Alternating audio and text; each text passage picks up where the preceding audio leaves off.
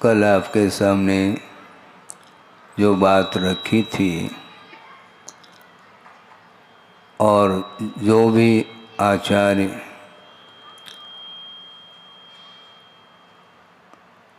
मुमुक्षु भव्य जीव के सामने जो विचार रखते हैं वे आगम के आधार से ही रखते हैं और भिन्न भिन्न पात्रों की अपेक्षा से विषय प्रस्तुत किया जाता है।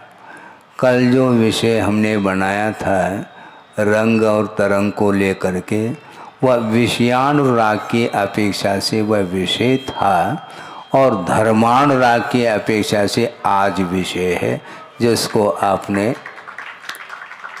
क्षमा मांगते हुए अपने विचार रखे हैं। क्षमा मांगने की आवश्यकता इसलिए नहीं है क्योंकि वह धर्मानुराग हमेशा विषयानुराग से अपना पृथक अस्तित्व रखता है और इसलिए भूमिका के अनुरूप जब इंद्र भी वैभव के साथ आता है और उस वैभव को प्रभु के सामने प्रदर्शित करने के लिए नहीं आता, किंतु और जितने भी सामान्य देव हैं वे भी आते हैं सौधर्म इंद्र के परिवार के साथ और इस महोत्सव में शामिल होते हैं, क्योंकि अटूट संपदा मिलने के उपरांत भी प्रभु की दृष्टि संपदा की ओर नहीं जाती, किंतु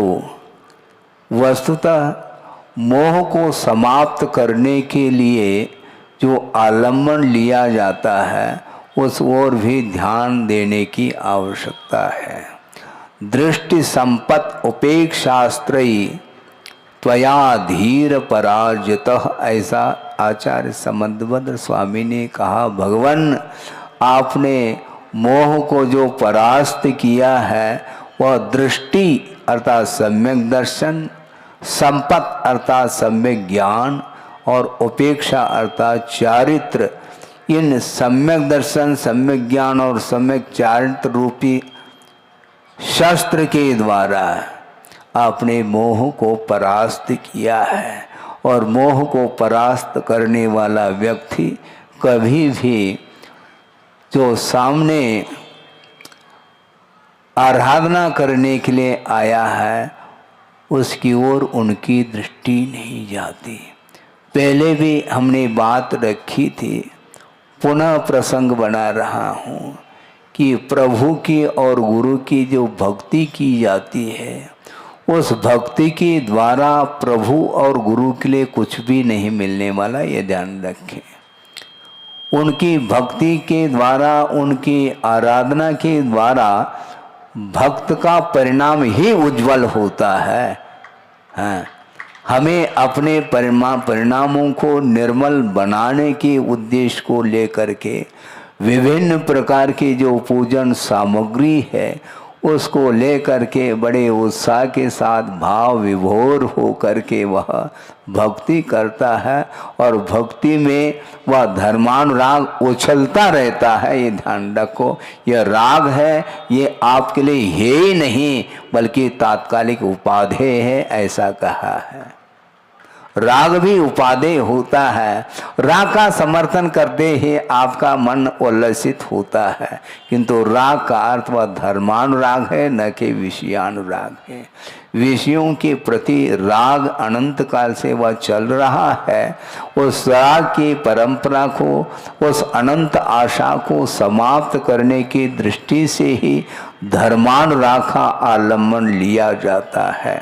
और गुरुदेव ने बहुत अच्छा प्रसंग दिया था, वह प्रासंगिक ये है कि पाप, आप सुन रहे हैं, पाप मल है और पुण्य जल है और जल के माध्यम से ही पाप को धोया जाता है।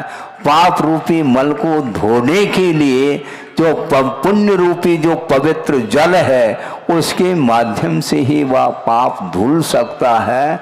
विषयानुराग के द्वारा कभी भी पाप धुलने वाला नहीं बल्कि वह पाप और वृद्धिंगत होता है। हमें पाप का विनाश करना है, और पाप का विनाश अथवा पाप का क्षय वह सर्वप्रथम होता है, ध्यान रखो।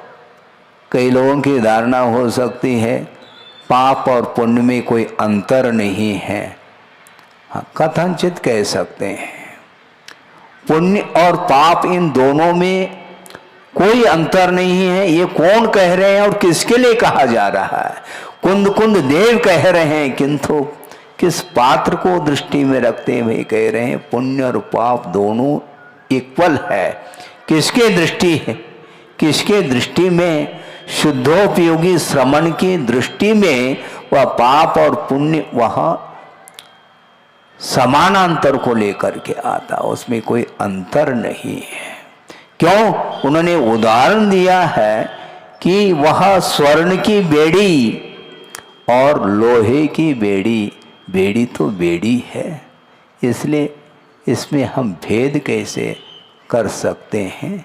क्योंकि बेड़ी बंधन का रूप ले लेता है, और स्वर्ण की बेड़ी अच्छी लगती है और लोहे की अच्छी नहीं लगती। किसके लिए? वह गृहस्थ की अपेक्षा से। किंतु श्रमण की दृष्टि में सोना, चांदी और लोहा, मिट्टी सब समान है। क्यों? क्योंकि पौद्गलिक मटेरियल है, इसलिए उससे ऊपर उठ कर के वह साधना में रत रहता है। इसलिए कुंद कुंद का कहना है इन दोनों में भेद नहीं डालो, क्योंकि दोनों संसार के लिए कारण है, कथनचित ऐसा कहा है। हाँ, अब इसमें भेद हमें डालना इसलिए है क्योंकि वस्तुतः जो पाप जिस प्रकार संसार के लिए कारण है, उस प्रकार पुण्य एकांश से संसार के लिए कारण नहीं है। हाँ, ये ठीक है, साक्षात वह स्वर्ग के लिए कारण बनता है, किंतु परंपरा से वह साथ से जो पुण्य है, जिसको पुण्यानुबंधी पुण्य की संज्ञा दी है, वह साक्षात स्वर्ग के लिए कारण है, किंतु परंपरा से वह निर्वाण के लिए कारण कहा है। तो आपको निर्वाण को प्राप्त होना है क्या नहीं होना है? होना है। इसलिए धर्मान रखो, आप बनाए रखो, नहीं तो बिल्कुल जो है ना ये पाप और पुण्य दोनों एक मान करके यदि मान लो पुण्य को भी छोड़ने का आप भाव रखेंगे तो निश्चित रूप से स्वर्ग मिलना तो दूर, मोक्ष तो ओम शांति है, मोक्ष तो मिल ही नहीं सकेगा। क्योंकि वह वस्तुतः जो क्षय का जो क्रम है उसको बहुत ध्यान से सुनने की आवश्यकता है कि पाप का क्षय पहला होता है, फिर बाद में पुण्य के क्षय का नंबर आता है। एक दोहा आपने पढ़ा है जो गुरुदेव ने दिया है, याद है? वैसे तो याद हो सकता है लेकिन प्रसंग के अनुरूप याद नहीं आता। उन्होंने ये कहा है पाप प्रथम मिटता, पाप प्रथम मिटता, प्रथम तजो पुण्य फल भोग है। पाप प्रथम मिटता, प्रथम तजो पुण्य फल भोग, पुनः पुण्य मिटता धरो आत्म निर्मल योग। आप ध्यान में लीन होंगे तो पुण्य अपने आप समाप्त होगा। उसको समाप्त करने के लिए ज्यादा पुरुषार्थ की आवश्यकता नहीं पड़ती, किंतु पुरुषार्थ जो कुछ भी किया जाता है वह पाप के क्षय के लिए किया जाता है, मोह के क्षय के लिए ही पुरुषार्थ किया जाता है। और मोह के क्षय के लिए जो पुरुषार्थ करता है उस पुरुषार्थ के साथ उसको साथ से पुण्य का संचय होगा, और उस पुण्य के संचय के माध्यम से ही पाप रूपी मल धुलता चला जाता है। आप वस्त्र धोते हैं क्या नहीं है? किससे धोते हैं? डांबल से है? डांबल से वह पुता हुआ है, मटमैला है, और उसको यदि धोना है तो सर्वप्रथम केरोसिन का प्रयोग करना अनिवार्य सिद्ध होता है। रंग पंचमी, होली आदि में जो है ना चेहरा सब देखने लायक होता है, मतलब आपका जो स्वरूप है, जो सुंदरता है, वह बिल्कुल समाप्त हो जाती है। और उस मल को धोने के लिए कभी भी आप किसका प्रयोग करेंगे? वस्त्र धोना है तो धोने के लिए सर्वप्रथम तीनों पाल का प्रयोग करेंगे क्या? ऐसा होता है? ये क्रम नहीं है, ध्यान रखो। पहला वस्त्र को अच्छे ढंग से धोएंगे, जिसके माध्यम से वस्त्र धुलता है उसके माध्यम से धो, फिर बाद में उसमें जो चमक आएगी वह तीनों पाल के माध्यम से आती है। उसी प्रकार यह पुण्य जो है ये तीनों पाल का काम करता है। इसलिए पाप को धोना पहला आवश्यक है। इसीलिए वस्तुतः विषयानुराग भिन्न है और धर्मानुराग भिन्न है, ये कहा है। दोनों एक नहीं है। एक तो अनंत संसार के लिए कारण है विषयानुराग, और वह धर्मानुराग अनंत संसार के विच्छेद के लिए कारण है। दोनों में जमीन आसमान का अंतर है। इसलिए आप रंग बिरंगे वस्त्र पहन लो, कोई बाधा नहीं है।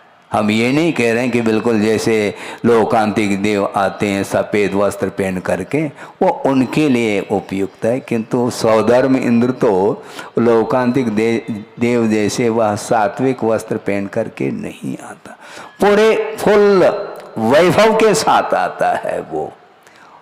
इसके उपरांत भी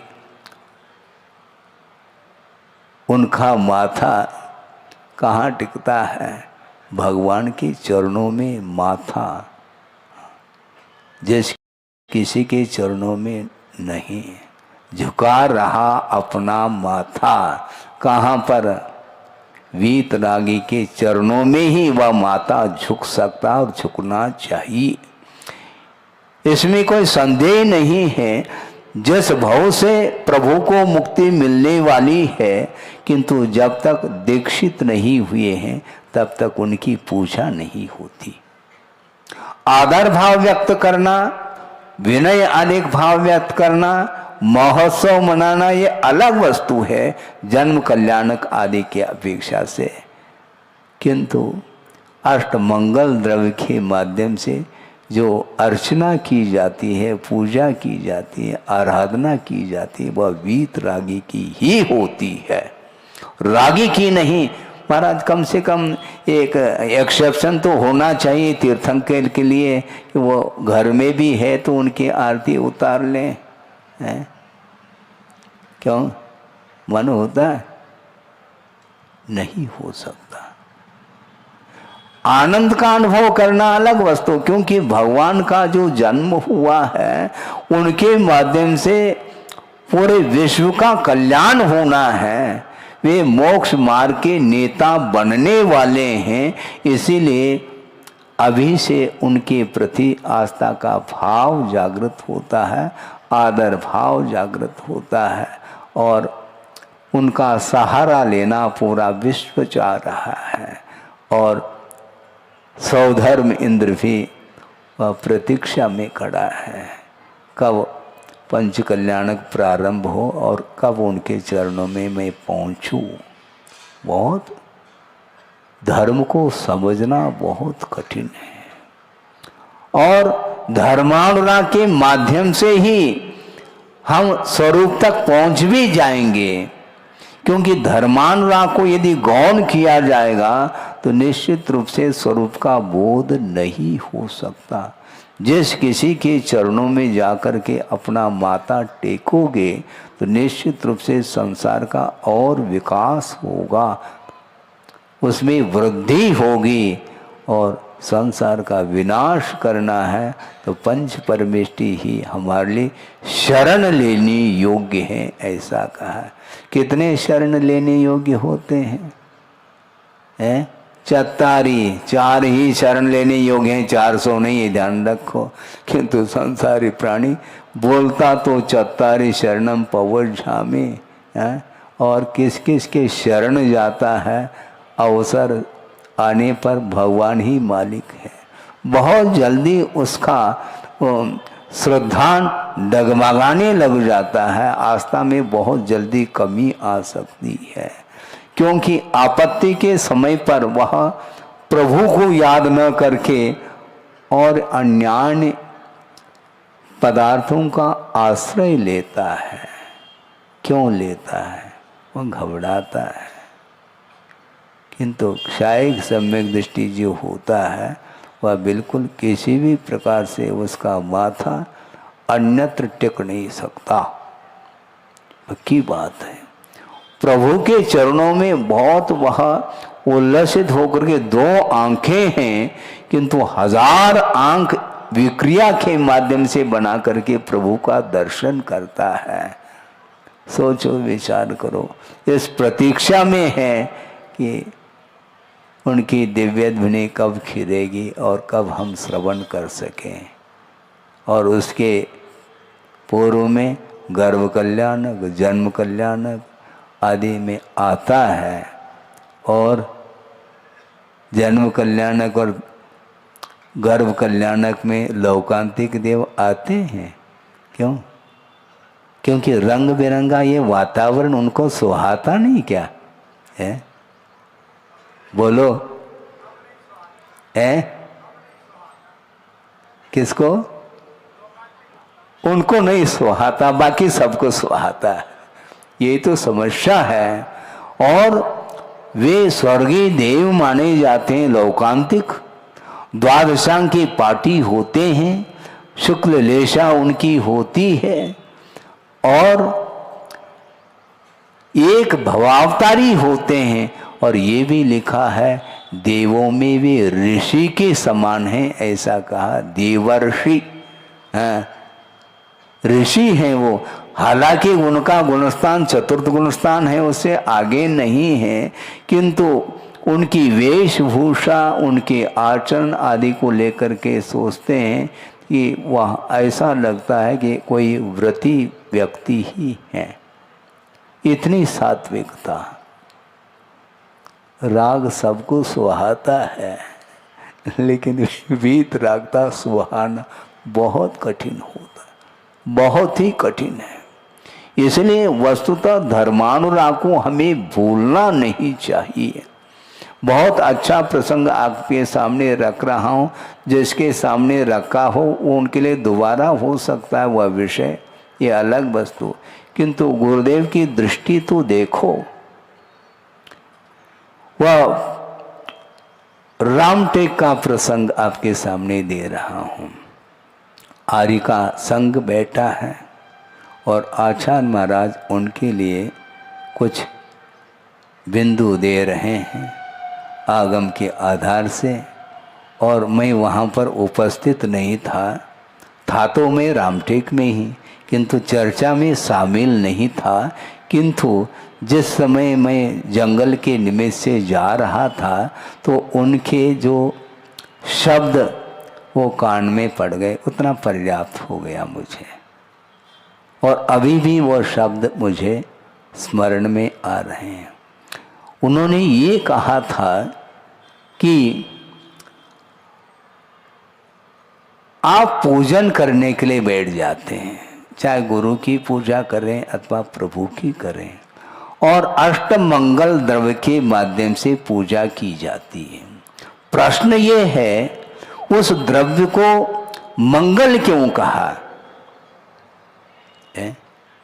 अष्टमंगल द्रव्य है, जल है, चंदन है, अक्षत है, नैवेद्य है, और भी पुष्प है, दीप धूप और फल आदि अर्घ। इनको मंगल क्यों कहा? जबकि वह मंगल द्रव्य आप लाए कहां से? दुकान से लाए हैं, किंतु वह दुकान में वह मंगल द्रव्य नहीं था, ये ध्यान रखो। बादाम खरीदते क्या नहीं? वह मंगल द्रव्य है क्या? हैं? बोलो। जो भोजन करने के लिए बैठते हैं उस समय थाली में बादाम दिखाते हैं, छुआरा भी दिखाते हैं, किंतु वह मंगल द्रव्य नहीं, क्योंकि वह पूजन सामग्री नहीं है, वह भोजन सामग्री है। इसलिए भोजन सामग्री के द्वारा कर्म का क्षय नहीं होता, पुण्य का संचय नहीं होता, किंतु पूजन सामग्री के माध्यम से कर्म का क्षय होता है, पुण्य का संचय होता है। क्योंकि मलम पापम गालयति विध्वंसयति दूरी करोति इति वा मंगलम, इस प्रकार मंगल की परिभाषा मिलती है। जो मल अर्थात पाप को धोने में सक्षम होता है उसका नाम मंगल कहा है। तो ये अष्ट मंगल द्रव्य वस्तुतः पूजन सामग्री है और आपके हाथ में है वह सामग्री, किंतु सेवन करने का भाव होता है क्या? सोचो विचार करो। निर्वाण लाडू चढ़ाते हैं आप दिवाली के दिन, हाथ में वह मोदक अर्थात लड्डू है, किंतु खाने के लिए नहीं, चढ़ाने के लिए है। एक छोटा सा बालक भी क्यों ना हो वह धर्म से संस्कारित रहता है, इसलिए उस समय खाने का भाव नहीं रखता है वो, इसलिए उसको मंगल द्रव्य के कोटि में रखा है। सोचो आपकी दृष्टि इस प्रकार जाती है क्या? जाती नहीं। पूजन तो अपन करते हैं, किंतु उसको मंगल क्यों कहा? उसके माध्यम से प्रभु की गुरु की आराधना की जा रही है। उस आराधने के लिए वह साधन सामग्री है और वह पूजन की सामग्री है, वह भोजन सामग्री नहीं है। दुकान से खरीदते हैं उस समय उसमें मंगलता नहीं आई। जिस समय आपका विचार होता है इस सामग्री के माध्यम से हमें अर्चना करनी है, उस समय धो लेते हैं और उस समय वह पूजन के रूप में वह सामग्री उपस्थित होती है। मोक्ष फल प्राप्तये फलम, गोला चढ़ाते हैं, चढ़ाते कि नहीं? फिर जब इधर गोला चढ़ाते हैं उस समय वह मंगल नहीं है, वह दंगल के लिए कारण है, कर्म बंद के लिए वह कारण बनता है। क्योंकि राग के साथ जो कुछ भी पंचेंद्रिय विषयों का उपभोग होता है उसके माध्यम से पाप का ही एकांत से अर्जन होता है, ऐसा कहा है। हाँ, भोजन करते समय भी आपके परिणामों में उज्ज्वलता हो ये संभव नहीं है। हाँ, उस समय वह आर्त ध्यान की कोटि में आता है, उसको स्वीकार करिए आप। हाँ, अन्यथा दान में और भोजन में अंतर क्या रहा? फिर दान देने में तो पवित्र भाव हो रहे हैं और भोजन करने में पवित्र भाव नहीं, वहां पर राग पल रहा है।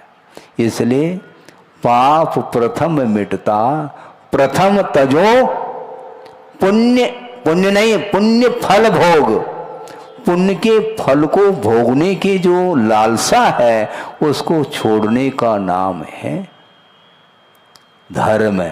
इसलिए पुण्य का फल छोड़ो। कहाँ छोड़े महाराज? भगवान के सामने छोड़ो, भगवान उठाएंगे नहीं, ध्यान रखो। भगवान की दृष्टि कौन कितना क्या चढ़ा रहा है उस पर उनकी दृष्टि है ही नहीं, बल्कि वो ये कहना चाहते हैं तुम जितना त्याग करना चाहो राग का उतना त्याग करो, उसके माध्यम से तुम्हारे भावों में पवित्रता आएगी। विषयों के प्रति जो लगाव है, जो लालसा है, जो आसक्ति की भाव है, उसको यदि समाप्त करना है तो पुण्य का संचय करना सीखो। पुण्यार्जन करने की कला जिसके अंदर नहीं है वह कभी भी पाप से बच नहीं सकता है। और दूसरी बात यह है कि ऐसा कौन सा श्रावक है जो पाप से बचा हुआ है? सांसारिक जितने भी कार्य होते हैं आरंभ, वो सारे सारे पापार्जन के लिए ही कारण है। हाँ, पाप के अर्जन के लिए कारण है, उसका समर्थन कभी भी श्रमण लोग नहीं कर सकते। कई बार लोग आते हैं कि महाराज, हाँ महाराज क्या बोलो, आज उद्घाटन है काय का? फैक्ट्री का।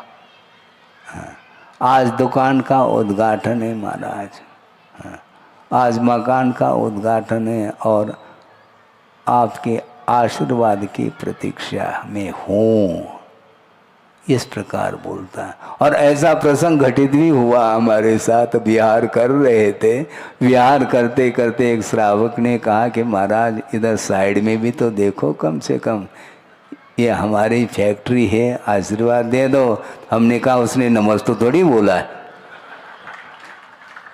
है, उन्होंने नमस्ते किया है क्या? वो कर ही नहीं सकता। और तुम नमोस्तु करोगे तो मैं आशीर्वाद देऊंगा, किंतु धर्म वृद्धि के लिए आशीर्वाद मिलेगा, ये ध्यान रखो, फैक्ट्री के लिए नहीं मिल सकता। आप पंच कल्याण के लिए आशीर्वाद दे मांगना चाहो, निवेदन करना चाहो तो दोनों हाथों से आशीर्वाद मिलेगा, किंतु दुकान के लिए चाहो तो ओम शांति यही निकलेगा। बटन दबता है बहुत जल्दी। दुकान और मकान के माध्यम से आप अपना जीवन यापन करना चाहो तो उसके लिए आशीर्वाद नहीं, किंतु नीति न्याय के अनुरूप धर्म को नहीं भूलते हुए यदि आप जीवन यापन करना चाहो और अपना कर्तव्य का पालन करना चाहो तो धर्म के साथ आशीर्वाद मिलता है, और कोई भी आशीर्वाद संभव ही नहीं है। हाँ, पक्की बात। हम आरंभ के लिए, संसार के लिए कारणभूत जो कार्य है उसके लिए हम आशीर्वाद दें, संभव ही नहीं, क्योंकि उसमें अनुमोदन हम कैसे समर्थन कर सकते हैं? नहीं कर सकते हैं। दूसरी बात एक और कह दूं, अभी है 2-5 मिनट हैं, समय निकल रहा है, निकलेगा तो सही। वो इसी प्रकार प्रसंग बनाते बनाते समय पूर्ण कर देते हैं। आसानी के साथ इसलिए करते हैं क्योंकि जो कुछ भी सुनाना है वो गुरुदेव ने जो सुनाया है उसको दोहराने में हमें कोई तकलीफ नहीं होती, कोई कठिनाई का अनुभव नहीं होता, अनायास निकल आता है। हाँ, तो मैं ये कह रहा हूँ कि वस्तुतः धार्मिक क्षेत्र में हम आशीर्वाद देंगे, सांसारिक क्षेत्र में आशीर्वाद नहीं, इसलिए नहीं देंगे क्योंकि जो संसार में प्रवेश करने जा रहा है तो उसको हम प्रवेश कराएंगे क्या है? संसार से ऊपर उठाने के लिए तो हम उपदेश दे सकते हैं, किंतु संसार का उपदेश तो देने की आवश्यकता नहीं है, क्योंकि निरंतर वह संसार में ही रह रहा है। 3 लोक में आप कहीं भी रहो, किंतु आपका जो एम है, जो लक्ष्य है, उसके अनुरूप ही परिणाम निकलने वाला है। किसी ने कहा कि महाराज ऐसा आशीर्वाद दे दो, कैसा? हमारा जन्म चतुर्थ काल में हो भगवान। अच्छा, बहुत अच्छी मांग है तुम्हारी, किंतु अतीत में जो अनंत बार चतुर्थ काल निकला है उस समय तुम क्या कर रहे थे? शांत रह गए, वो मौन रह गए।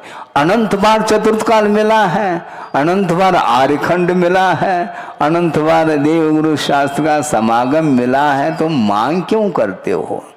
काल के द्वारा कार्य नहीं होगा, काल में हो सकता है, क्षेत्र में हो सकता है, अलग वस्तु, किंतु चतुर्थ काल मिल गया, इसके उपरांत भी कार्य नहीं हो सकता। मान लो चतुर्थ काल में जन्म हो गया है किसी का, किंतु एक इंद्रिय पर्याय में जन्म ले लिया, अब उसके लिए चतुर्थ काल क्या करेगा? कुछ कर सकता है? मोक्ष दिलाना चाहिए उसको, क्योंकि चतुर्थ काल है। आर्यखंड में पैदा हो गया, खंड कोई भी हो, लेकिन पर्याय कौन सी मिली उसको? एक इंद्रिय पर्याय मिल गई, असंगी बन गया। विकलेंद्रिय कीड़े मकोड़े जिसको बोलते, द्वेंद्रिय, तीरेंद्रिय, चौरेंद्रिय, असंगी पंचेंद्रिय पर्याय को जो प्राप्त कर रहा है, वह उस पर्याय में उसकी दशा क्या होगी? इसलिए द्रव्य, क्षेत्र, काल, ये भव मात्र एक निमित्त है, वस्तुतः परिणाम यदि तदनुरूप है उनका सदुपयोग हो सकता है।